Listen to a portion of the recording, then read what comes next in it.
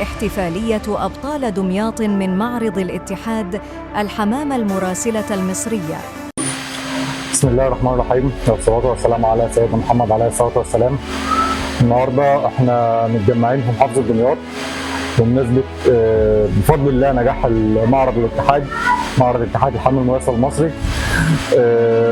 عاملين النهارده احتفال بمناسبة نجاح المعرض والنجاح الخاص بمحافظة دمياط. بس قبل ما نبدأ أي كلام عايزين بس نفكر نفسنا ونفكركم بالدعاء لأهلنا في غزة. إن شاء الله ربنا كده ينصرهم قريبا بإذن الله. وبما أننا غوات مراسلات ندعو لكل أساتذتنا الكبار اللي ربنا ابتكرهم وتوفاهم الله، ألف رحمة ونور عليهم. وطبعا مش هنقدر ننسى بالكلام، يعني بما اننا في محافظة دمياط كبرنا المعلم فارس الخضري فك الله كربه ان شاء الله، وهو بيوصل لكم تحية خاصة جدا منه لحضراتكم. ده بداية الكلام. النهارده احنا جايين كده ندردش مع حضراتكم في كذا نقطة كده. أولهم أنا هتكلم معاكم النهارده بما إني أنا المتحدث الرسمي لرابطة الاتحاد المراسل المصري. هكلمكم بس باختصار كده عن المعرض وتجهيزات المعرض. المعرض ده بس ما اتعملش لا في يوم ولا في اسبوع ولا في شهر. المعرض ده كان بيتجهز له من بعد المعرض اللي اتعمل يوم 30/9. من بعد المعرض ده احنا اخدنا هدنه بالظبط كانت 15 يوم، ومن بعد ال 15 يوم دول لحد يوم المعرض كان كلها تجهيزات ليوم المعرض اللي انتم شفتوه بفضل الله. المعرض ده كان بدايه الكلام فيه قلنا ان احنا عايزين نعمل معرض اقوى من المعرض اللي فات. احنا معرض شهر 9 ده كنا بقالنا 5 سنين ما عملناش معارض للمراسله في مصر. فبعدها حاولنا ان احنا نعمل حاجه ليفل اعلى شويه، اعلى في كل حاجه، اعلى في التنظيم، اعلى في مستوى الحمام اللي نزل، اعلى في التيم اللي دار المعرض، اعلى في السوشيال ميديا نفسها، اعلى في كل حاجه، في كواليتي المعرض نفسه، في النشاطات اللي اتعملت في المعرض. فكل حاجه كانت مدروسه بالورقه والقلم. كان عندنا تيم محترم جدا جدا جدا. التيم ده كان متقسم، ناس شغاله السوشيال ميديا، ناس ثانيه كانت شغاله ماسكه الجزء الاداري، ناس ماسكه الجزء التنفيذي، لحد ما بفضل الله بعد جهد كبير قوي سواء جهد ذهني بدني، فلوس كانت صرفت. طبعا الفلوس دي اخر بند نتكلم فيه، كل ده تحت رجل حضراتكم عشان نظهر بالمظهر اللي حضراتكم شفتوه. بفضل الله يوم المعرض احنا كنا مقسمين التيم بتاعنا لكذا حاجه. كان اولهم الناس اللي كانت في الكادر اللي بره. الناس دول كانوا هم مسؤولين عن استقبال الوفد اللي جاي وتنظيم العمل بره المعرض.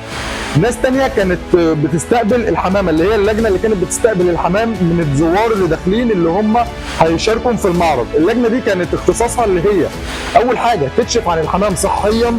ما كانش فيه فرد حمام واحد في المعرض بيدخل لو هو تعبان، لو هو ريشه حتى مش منظم، ريشه فيه سوسه، ريشه فيه اي حاجه، كل الكلام ده كان بيستبعد بره المعرض. وناس نزلوا بحمام وللاسف ما كانش ينفع يدخل لان هم ما كانوش مؤهلين، الحمام ما كانش مؤهل اللي هو يدخل المعرض. ده اول حاجه. تاني حاجه كانوا هم المسؤولين عن رص الحمام وتسكينه في العيون بالارقام بتاعته. ده كان من خلال اللجنه اللي كانت بتستقبل الحمام. ده اول حاجه. كان في ناس تانية بقى جوه المعرض كان الهدف بتاعهم اللي هم تنظيم المكان في الداخل. تنظيم المكان في الداخل عن طريق الزوار اللي دخلوا، ازاي يخلوا الزوار دول يمشوا من غير ما الحمام يتمس، من غير ما الحمام يتضايق وهو واقف في المكان بتاعه.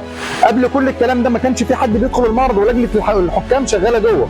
كان في ناس واقفه قدام البيبان، ما كانش مستحيل ان كان في فرد واحد يدخل جوه المعرض، ولجنه الحكام شغاله ضمانا لان احنا نوصل لافضل نتيجه من لجنه الحكام. وعشان ما حدش يقدر ياثر على لجنه الحكام مع الاخذ في الاعتبار ان ما حدش يقدر يجي على قرار لجنه الحكام لا في كبير ولا في صغير. لجنه الحكام دول هم المسؤولين عن التحكيم في الاول وفي الاخر.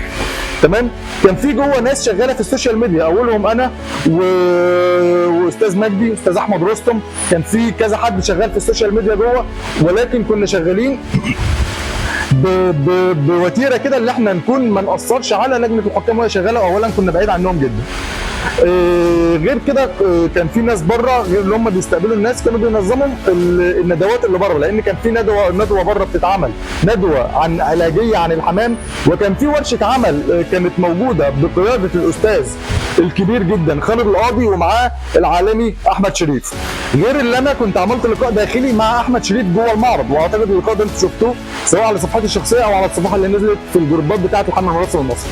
ده بالنسبه للشق بتاع المعرض والتجهيزات بتاعته.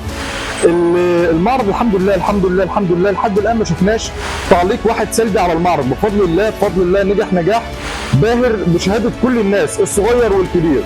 الناس اللي كانوا في المعرض بفضل الله ما سيبناش واحد الا ما سالناه عن رايه في المعرض ايه، ما سيبناش واحد الا ما اخذنا رايه في الحمام، في التنظيم، في التيم اللي كان موجود، في الشكل اللي كان موجود.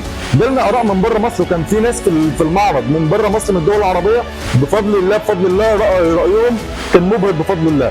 وانتظرونا دي مش النهايه، ده لسه في حاجات ثانيه بنرتب لها هتتفاجئوا منها ان شاء الله ان شاء الله. كل اللي احنا محتاجينه من حضراتكم لا اكتر ولا اقل الدعم، سواء الدعم فقط، الدعم الكلمه الحلوه، الراي الطيب، مش طالبين من حضراتكم اكتر من كده. احنا عايزين دعم معنوي لا اكتر ولا اقل، وبفضل الله احنا بنعمل لا لنفسنا ولا لاي حاجه، احنا بنعمل للهوايه والكل غاوي حمام. وهتشوفوا اللي بيحصل دوت بفضل الله. بعد معرض شهر 9 اللي فات الحمامه اتحركت تحرك غير عادي، سواء في السعر سواء في التداول سواء في الطلب عليها. بعد المعرض ده اعتقد حضراتكم شايفين الحركه في الحمام المراسله المصري عامله ازاي. كنا زمان من حوالي 3 4 سنين بيقولوا الحمامه راحت والحمامه ماتت وما عادش في مستويات قويه والناس ما عادتش مقبله على الحمام. دلوقتي بفضل الله بقينا بنسمع في فرد حمامه 20000 جنيه، وفرد حمام ابيض بيتعمل ب 10000 جنيه. المعرض اللي فات دوت نزل فيه حمام اتعمل ب 20000 جنيه وما اتباعش، حمام ابيض اتعمل ب 8 و9000 جنيه وما اتباعش. كان فين الكلام ده قبل المجهودات دي كلها؟ اعتقد اللي هو ما كانش موجود. بفضل الله ثم بفضل دعمكم المعنوي لينا بفضل الله بفضل الله بفضل الله اولا واخيرا قدرنا نوصل للي احنا فيه ده النهارده. اما بالنسبه لتجمعنا النهارده في دمياط، احنا كده اتكلمنا عن شق المعرض وبفضل الله يعني اخواتنا هيكملوا برضه كلام عنه. النهارده بقى احنا متجمعين في دمياط عشان نتكلم على حاجه مهمه جدا جدا جدا. اولا نتكلم على بعد الحمد لله الانجاز الجماعي اللي احنا عملناه في معرض الاتحاد للغواة بتوع المراسلات كلهم في جميع انحاء الجمهوريه. احنا النهارده كغواة دمياط جايين نتكلم عن الانجاز الحمد لله الملموس اللي محافظه دمياط عملته. بفضل الله محافظه دمياط هي اصغر محافظه في مصر، تمام؟ نزل من عندنا غواة بفضل الله بفضل الله على قدر كافي جدا جدا جدا من الخبره، وبفضل الله شرفوا نفسهم وشرفوا المحافظه بتاعتهم. احنا نزلنا غواة العدد مش كتير، كنا عدد معدود على الايد. بفضل الله رجعنا ب 15 مركز من معرض اتحاد الحمام المراسله المصري. المراكز دي كانت في الالوان المختلفه في جميع انواع الالوان في الحمام المراسله، غير اللي هي في اعمار مختلفه. يعني خدنا في كبير، خدنا في شبابات، خدنا في ابيض، خدنا في اسود، خدنا في احمر، خدنا في الديري. كل الالوان بفضل الله محافظه دمياط كانت مغطياها بفضل الله، ده بفضل ربنا اولا ثم رجال الدمياط. فاحنا النهارده عاملين يوم كده بسيط بنحتفل بالانجاز بتاعنا. بس قبل اي حاجه هو الانجاز بتاعنا دوت مش انجاز محافظه دمياط لوحدها. محافظه دمياط دايما بتعتز بالرجال الكبار بتوعها. احنا عندنا غواة كبار جدا جدا جدا هم ليهم الفضل علينا في اللي احنا نوصل للمرحله اللي احنا فيها دي. اتعلمنا منهم سواء في محافظه دمياط او بره محافظه دمياط. اساتذتنا في محافظه دمياط هم اللي ليهم فضل علينا في اللي احنا نوصل للمرحله اللي احنا فيها دي النهارده. عندنا واحد زي فارس الخضري، ده علم من اعلام الحمل المراسل المصري، محدش يقدر ينكر كده سواء في دمياط او بره محافظه دمياط. الراجل ده عمل للغوايه كتير فوق ما حد يتخيل. الراجل ده كان ممكن النهارده فرد حمام يعجبه يجيبه مهما كان رقمه ايه، يفرخوا عش 2 3 يجي واحد من محافظه دمياط يا معلم فارس انا محتاج الفرد ده خده من غير ولا جنيه. فالناس كانت بتستغرب ليه كده. الراجل ده كان بيعمل للغوايه وليس لنفسه.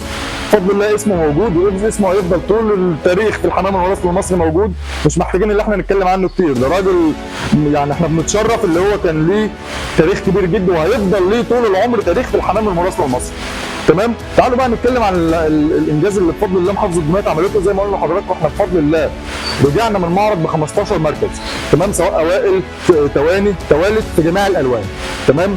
كان المراكز كانت من نصيب استاذ اشرف خضير، الكبير حماد عود، استاذنا الكبير زكريا شولح، الغالي علينا محمد فوده، وانا بفضل الله. وكان حاضر يا جماعه طبعا استاذ بيبو كان معانا، وكانت مشاركه طيبه جدا للمستشار هيثم اللي هو نزل بحمر وصفر فول كلر، ولكن الحمادين ما بتتحكمش لانها من الالوان اللي مش اساسيه في الحمام الوسط المصري، لكن بفضل الله كان نازل بقصين محترمين جدا.